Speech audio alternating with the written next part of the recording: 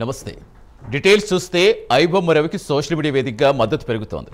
6 ఏళ్ల పాటు సినీ ప్రముఖులకి బప్పం రవి అలియాస్ ఇమంది రవి కంటి మీద కునుకు లేకుండా చేశాడు.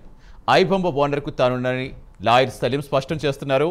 రవి ఒప్పుకుంటే రవి కేసు వాదిస్తానంటున్నారు. జగన్ కోడికత్తి కేసులో జనప్రతి శ్రీను కేసరి లాయర్ సలీం వాదించారు. ఐబొమ్మ రవి చేసింది 100% కరెక్టే అని లాయర్ సలీం అంటున్నారు.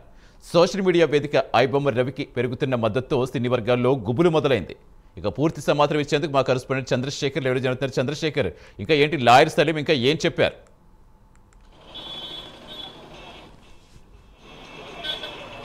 రైట్ సతీష్, చూసుకుంటే 3 రోజుల క్రితం హైదరాబాద్లో ఎమండి రవి అలియాస్ ఐబొమ్మ రవి బప్పం టీవీ రవి అనేటటువంటి వ్యక్తిని హైదరాబాద్ పోలీసులు అరెస్ట్ చేశారు.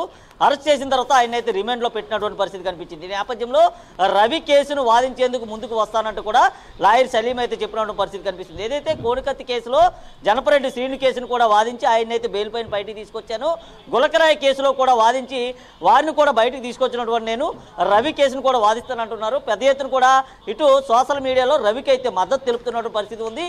ఈ నేపథ్యంలో లాయర్ సలీం వకీల్ సాబ్గా కూడా ముందుకు వచ్చి రవి ఫాదర్ని కూడా కలిసినటువంటి పరిస్థితి ఉంది. మనతో పాటు లాయర్ సలీం కూడా ఉన్నారు. లాయర్ సలీంని కూడా అడిగి తెలుసుకునేటటువంటి ప్రయత్నం అయితే చేద్దాం. లాయర్ గారు, చెప్పండి, ఏంటి అసలు మీరు రవి కేసును వాదిస్తానంటున్నారు, దీన్ని ఎట్లా చూడవచ్చు?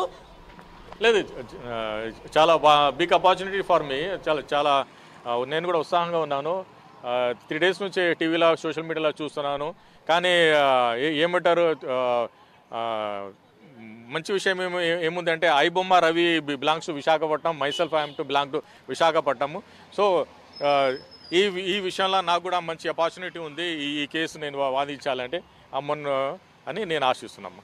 అయితే ముఖ్యంగా మీరు ఇటీవల చూసుకుంటే కోడికత్తి కేసు కావచ్చు, గులకరాయి కేసు కావచ్చు, ఇప్పుడు చూసుకుంటే రవి కేసును కూడా వాదిస్తానంటున్నారు.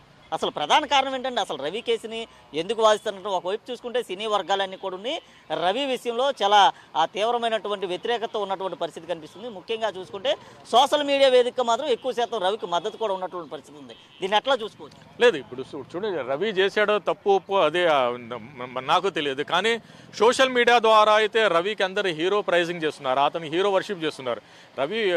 రవి చేసిన ఐబొమ్మ వల్ల బీదోల్కి ఏమంటారు, వాళ్ళు డోర్ స్టెప్ వరకు సినిమాలు వచ్చేసాయి. వాళ్ళు బీదోలు కూడా సినిమాలు చూశారు.